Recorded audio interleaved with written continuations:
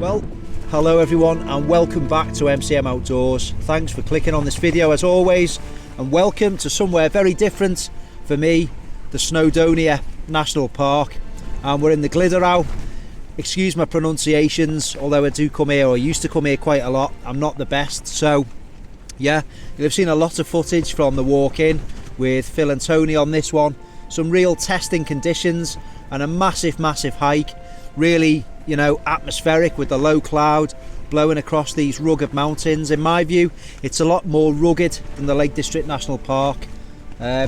So we've come up over Tryfan, drop down, and then Glyder, Fawr, Glyder, Fach, across the tops, drop down, and yeah, we're really struggling for somewhere to pitch. And yeah, the wind is pretty brutal.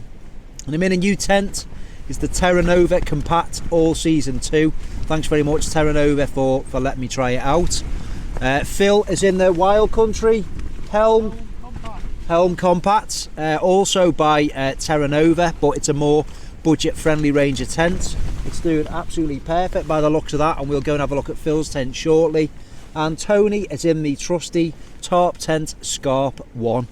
So it's the first time I've got it out the bag, and you know, I shouldn't have really done it like this, to be fair, because I knew the weather was going to be testing.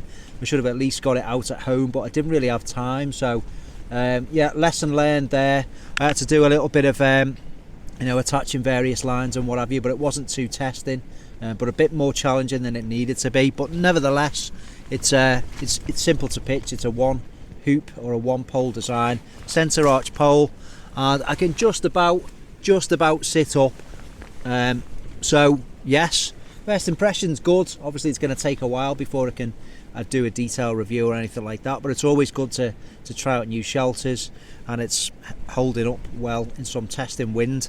I'm absolutely knackered, so is everyone after that walk in, so we're going to get the tent set up, get the airbed inflated, get the sleeping bag out, just chill out. We've got a couple of beers, got some lovely scenery which hopefully you've enjoyed on the walk in, but show you a little bit more around the campsite. I'm going to bring you back when I'm relaxed and the tent is in some order, so I will speak to you in a bit.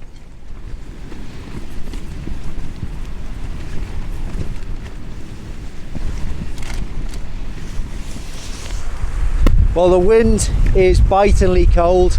It really is. There's no exaggeration. It's absolutely Baltic.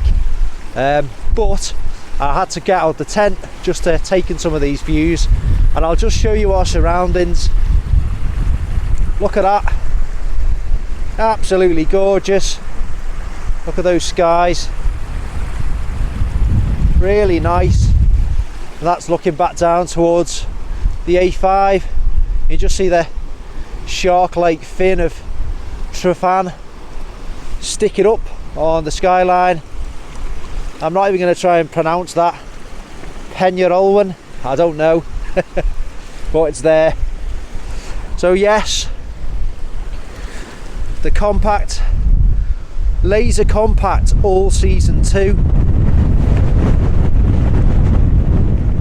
There we are. First ever pitch. It's got these really compact pole sections which let you achieve a really small pack size, so that's good. This section here looks more taut, but that's just because the wind tunnel effect, you know, it's inflating the tent from inside. That's taken the brunt of it, but it's absolutely fine. It's not going anywhere. Got all these Gale points.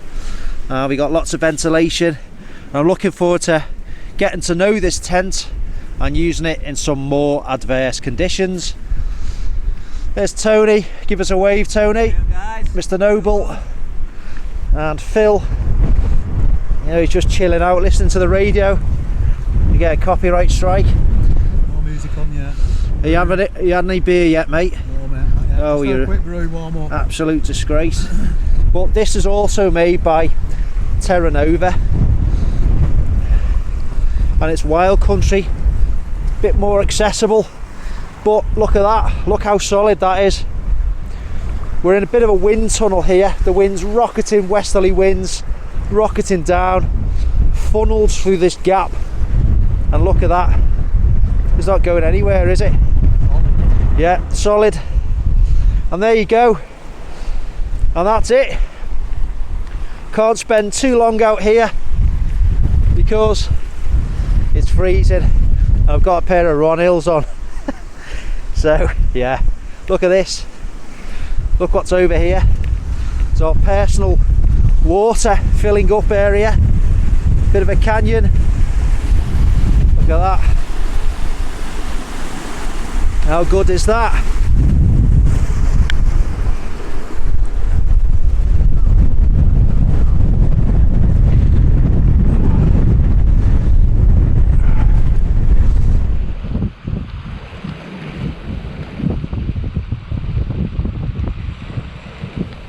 It's really dropping the temperature, and yeah, it's time to just get our evening meal on, really.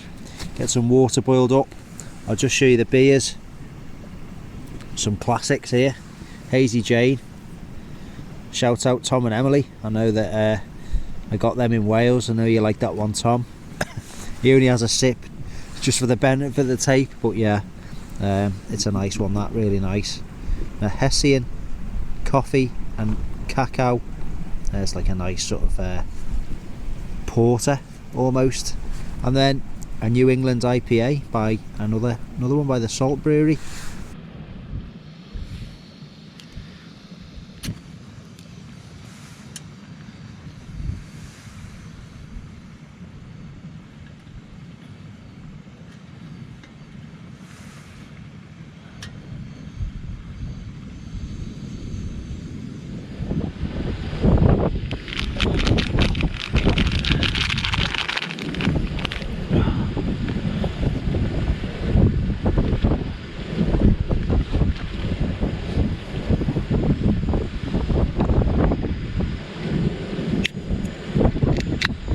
Cheers, lads. To the great outdoors.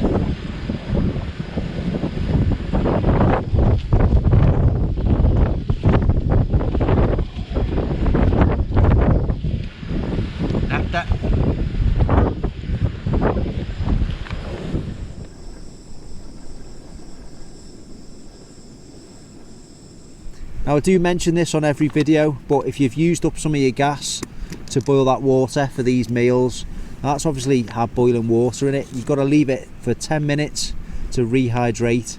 Put your hands around it, get the warmth off that, so you're kind of getting double use out your gas, aren't you?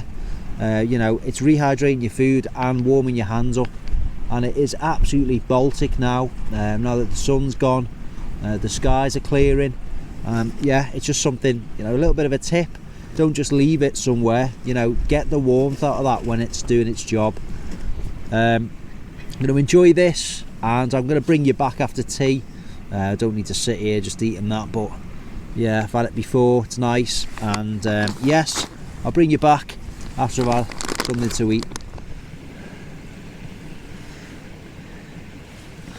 Well, I've had to come in. It's not like me, just trying to avoid the shadow. There we go, let's do that. Not better? No. Yeah, I'm feeling the cold. Tony and Phil have got these sort of decent down trousers. I've just got the Ron Hills on under my trousers that I was wearing today, so because I don't want to get all my sleeping bag inside of my tent filthy. So yeah, note to self, get some warmer pants for around camp. Yeah, anyway, so Tony and Phil are trying to do a bit of astrophotography. Be sure to go and check out their videos if you want to see the results of that. But I'm going to have beer number 2, nice coffee shop aroma inside of the tent.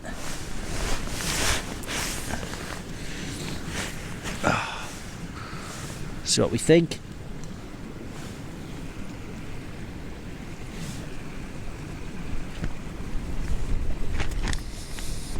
Yeah, it's really nice, lovely coffee flavoured stout. There we go. You see that, and you like coffee, you like stout, try it. Right, good morning campers. It's around 6:30 and it's been a great first night in the Laser Compact AS2. Really nice going to sleep with the sound of that stream behind me, and there's not a drop of condensation at all in this tent, which is always a promising sign. The temperatures did drop last night, not as much as expected on the forecast, but nevertheless you're always expecting a little bit, so it's performed well. It coped admirably with the winds when we were setting up camp. They were forecast to drop down as the night wore on, and obviously that did, but yeah, I'm impressed with it. Need to pitch it a few more times in the back garden, just tweak it just to get that perfect pitch. But whenever you're on a mountain, you've got that uneven terrain. It's never absolutely perfect like you see in the showroom, so always just bear that in mind. What I'm going to do now is fire up the stove, get a lovely coffee on, get a bit of charge in my phone, and then we'll be packing up. We'll be heading down, continuing the route down to Glyderau, back down towards the Ogwen Valley, Ogwen Cottage, and then working our way back to the van. So I will bring you back and speak to you a little bit later on, but enjoy the rest of the video, and yeah, let's get a brew on.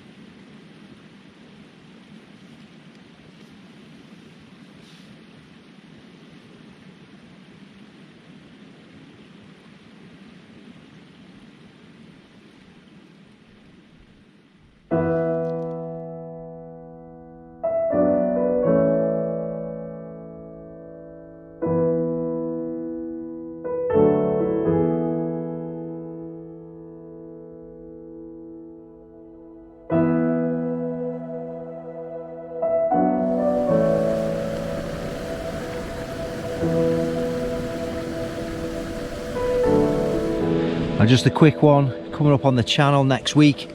A lot of people have been asking me for it, but I've used it enough now to be able to give you a valid opinion of this pack, the Exped Thunder 50. I've been using it a while now, so if you're interested in a review of this, there's not many of this model around. Stick around for that, as it's coming up next week.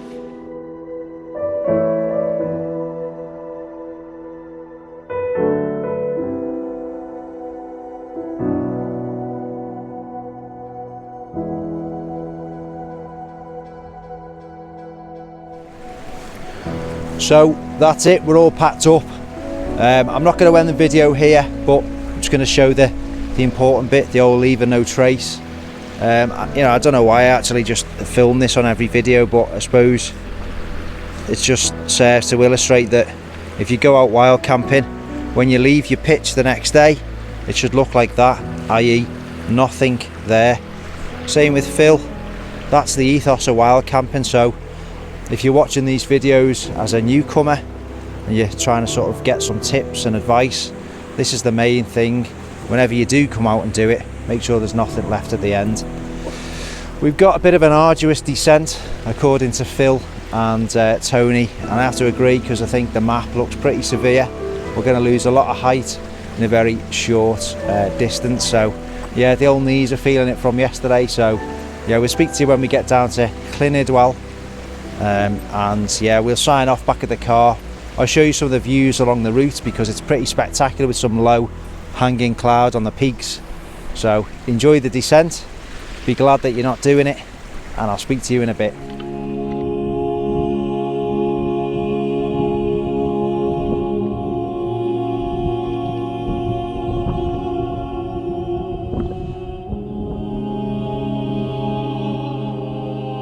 Liberty in the hopes that every time you hike or even glance up at Y Mountain, or for the next time you might be faced with a mountainous challenge, that you will simply ponder the blessed question, why mountains? Why do we have mountains, and why are we so compelled to get on top of them?